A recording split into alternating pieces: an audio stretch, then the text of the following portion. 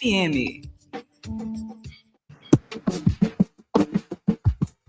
O Janeiro Roxo é uma campanha de conscientização dedicada ao combate à hanseníase, promovida aqui no Brasil desde 2016. O mês de janeiro foi escolhido para coincidir com o Dia Mundial de Combate à Hanseníase, celebrado no último domingo do mês de janeiro, e tem o objetivo de informar a população sobre a doença, sintomas, tratamentos e também a importância do diagnóstico precoce. Para falar sobre esse assunto, a gente recebe agora a dermatologista do Hospital Universitário da UFMA, a Naira Lima. Naira, bom dia. Seja bem-vinda aqui ao Rádio Opinião. Obrigada pelo convite. Um prazer. Maravilha. Falar sobre o Janeiro Roxo, né? Geralmente a gente começa o ano com o Janeiro Branco, saúde mental, né? O Janeiro Roxo ainda está um pouquinho, digamos assim, apagado, digamos, né? Da grande mídia, né? E, enfim, temos aí a hanseníase, que é uma doença que tem um fator social também, de discriminação ainda muito fortes, embora já tenha se avançado bastante na ciência para evitar, né, o avanço da doença também, contaminação e coisas do tipo, né? Eu queria que você começasse falando, né, justamente sobre isso.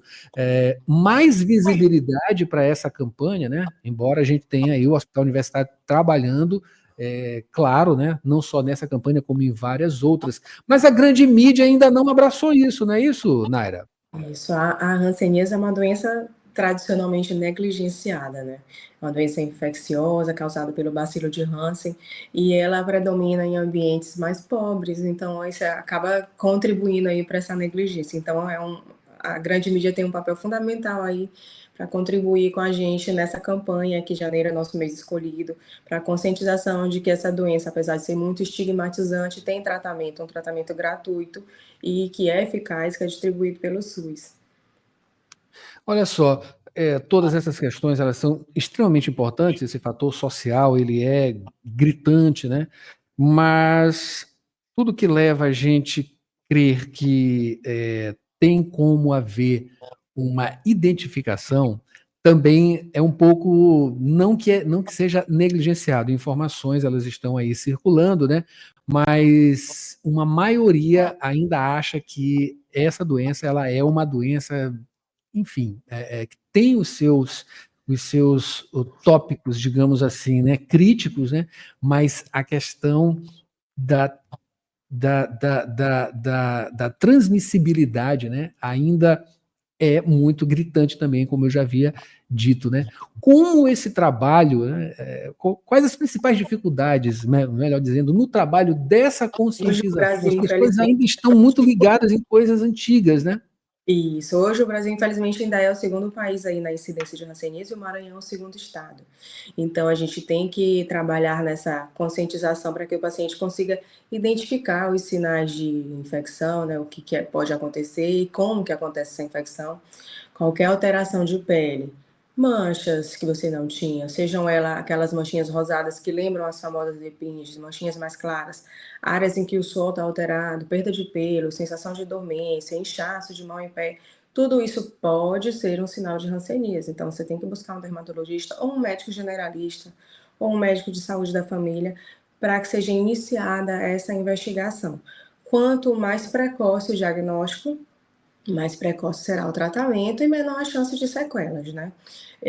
Então, isso tem que ser enfatizado, que o diagnóstico precoce é fundamental para que a gente evite esse aumento de transmissibilidade. Existe uma forma dela, que é a que causa a transmissão, e para que isso ocorra, você precisa ter um contato contínuo e prolongado com aquele paciente que tem a doença, essa forma transmissível.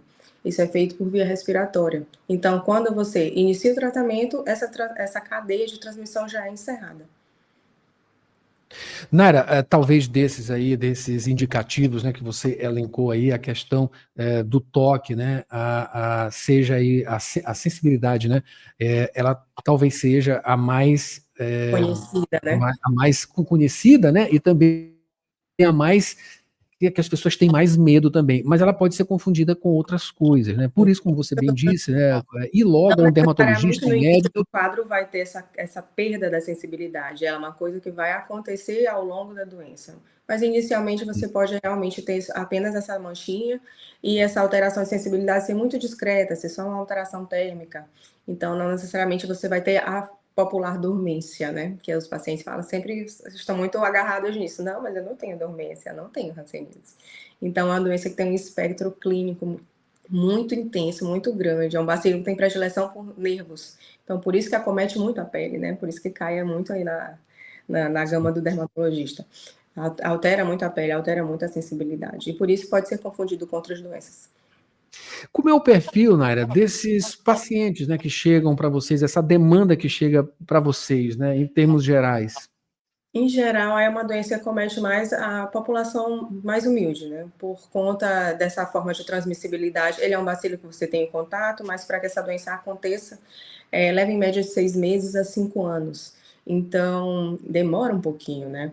E aí você geralmente vê num perfil de casas onde moram muitas pessoas juntas, muitas pessoas no mesmo cômodo. Então, um paciente bacilífero que está lá acaba conseguindo transmitir para outros familiares. Então, é muito importante que, ao fazer o diagnóstico de um paciente, você examine todos os contactantes dele para investigar se não existe mais alguém na casa. E especialmente quando a gente fala em crianças com hanseníase, né? Que infelizmente aqui temos bastante. E um cenário de crianças com hanseníase significa que ela mora num local onde há algum adulto que tem, por conta desse tempo prolongado aí para o início da doença. Então, se ele já apresentou ali na infância, ele vive num ambiente que tem mais alguém que tem a forma transmissora. Certo. Naira, você falou aí nessas questões relacionadas, né, à identificação. Eu queria que você falasse também sobre a questão do tratamento, né? Esse tratamento também que existe certas confusões também, né, em relação Muitas a dúvidas, ele, né? E né? ele é bem mais simples do que aparenta, né? O tratamento, quanto mais precocemente feito, melhor, porque se evitam as famosas sequelas. Ele é feito com comprimidos que são distribuídos no SUS. Existem doses que vão ser tomadas em casa e algumas doses que serão supervisionadas. O esquema terapêutico é um só. O que vai mudar é o tempo de tratamento de acordo com a apresentação clínica. Se você tem, a grosso modo, a forma paucibacilar, que é a que tem menos lesões, você usa por 6 meses. Se você tem a forma multibacilar, que é a que tem bastante lesão e é a que faz a transmissão do bacilo para outras pessoas, você vai fazer por 12 meses o tratamento. Importante falar sobre números, né? Você falou que o Maranhão está em segundo, mas qual o universo aí em termos de números? Em termos de números, o Brasil tem, na última pesquisa de 23, tem mais ou menos 19 mil casos aí, e o Maranhão, mais ou menos uns 2 mil, um pouco mais que 2 mil casos. Então, é um número muito grande. É um número considerado grande, alto, não é isso? Tem comparação com outros países, enfim, isso ainda é uma coisa de terceiro mundo. Sim, né? O objetivo inicial era que em 2000 a gente não tivesse mais tantos casos de hanseníase. Então, a gente está um pouquinho atrasado e na época da pandemia da Covid isso acabou atrasando mais ainda, porque ninguém saía atrás de diagnóstico de nada, na verdade, né? Não só de hanseníase. Então, nós temos que correr atrás para fazer essa conscientização, para que o paciente, em qualquer situação de suspeição, saiba buscar ajuda e que ele saiba que ele, iniciando o tratamento, ele já não transmite mais nada e que se porventura ele já tem há muito tempo e ele já apresente alguma reação, também existem tratamentos para que você faça uma intervenção ali naquelas formas reacionais e o paciente tenha qualidade de vida. Ok. E naqueles casos, né, claro que deve ser um pouquinho mais difícil, né, de encontrar, né, de acordo com esse perfil que vocês recebem, né, de pacientes, vocês recebem em casos avançados também? O que que acontece nesses casos especificamente? Como ele é um bacilo que tem predileção por nervos, você acaba vendo muitas lesões sensitivas, muitas lesões motoras, perda de motricidade fina, então um paciente que acaba tendo muita atrofia de mãos, edema, feridas que ulceram, que não cicatrizam com facilidade, dificuldade de marcha por alteração do nervo, então ele tem dificuldade de caminhar, tem aquele pezinho caído.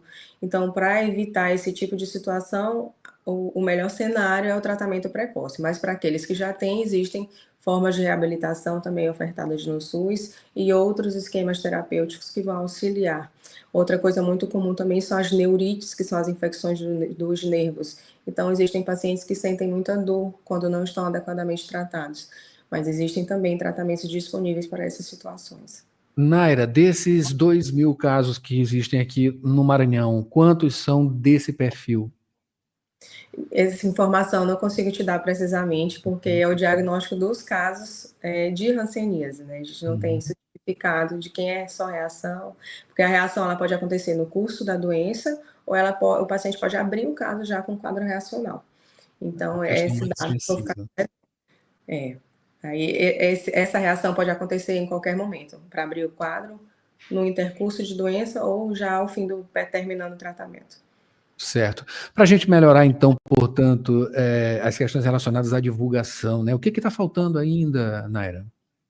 Acho que talvez um engajamento maior, e até que a nossa função, com a ajuda da mídia, é fazer essa educação médica continuada, uma educação da população de forma continuada. O mês de janeiro é um mês escolhido para que a gente consiga fazer isso com mais intensidade, mas isso é uma coisa que deve acontecer aí ao longo do ano inteiro, especialmente nos locais onde esses pacientes consigam chegar com mais facilidade, né? Nos postos de saúde de forma geral. Então, esse médico tem que estar preparado para conseguir suspeitar, conseguir iniciar ali a triagem, o diagnóstico. O diagnóstico é feito, em geral, de forma clínica. Quando há dúvidas, aí nós podemos lançar mão de outros exames. Podemos fazer a baciloscopia, que é um raspado que faz na pele para pegar a linfa e tentar encontrar o bacilo. Nós podemos fazer biópsia da pele, eletroneuromiografia. Então, nós podemos lançar mão de outras coisas em casos inconclusivos só com a apresentação clínica.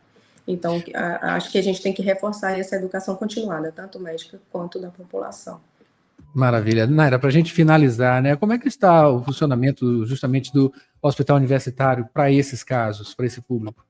O hospital universitário, nós temos os ambulatórios, que é onde é feito as consultas dermatológicas de forma geral. Toda consulta dermatológica, o médico faz o exame clínico de todo paciente, do paciente todo sem roupa, e faz tanto aquele exame direcionado para a queixa que o paciente trouxe, mas faz também aquela busca ativa. Então, geralmente é nesse momento que a gente consegue encontrar casos de suspeição e dar seguimento aí com o tratamento clínico. Uma boa lembrança, né? Vale trazer também, se tiver essa informação. Esses casos, eles estão mais presentes com homens ou mulheres? É uma incidência bem parecida. Não tem predomínio de um ou outro, não. Está bem distribuído, no caso, então. Enfim. Ela é uma doença democrática, atinge todo mundo. Democrática, né? Muito obrigado, portanto, pelas informações. Aqui, Naira Lima, né, que é dermatologista do Hospital Universitário da UFBA, e falou sobre a campanha Janeiro Roxo, também conscientizando sobre hanseníase. Muito obrigado, viu, Naira, pelas informações e também um ótimo trabalho para vocês aí do Hospital Universitário. Até mais. E esse foi o Jornal Rádio Universidade desta quinta-feira, uma produção do Núcleo de Jornalismo da 106. A gente volta amanhã com mais informações e roteiro cultural, comentário esportivo com Paulo Pellegrini. Se você quiser ver ou rever, pode ir lá no YouTube da Universidade FM ou então no nosso site www.universidadefm.ufma.br. Hoje tem sessão delas, não é isso, Marcos Vinícius? No Sessão das 8, muita música boa para você nesta quinta-feira. A gente volta amanhã com mais informações. Até lá. ZYC 626, Rádio Universidade FM, 106,9 MHz.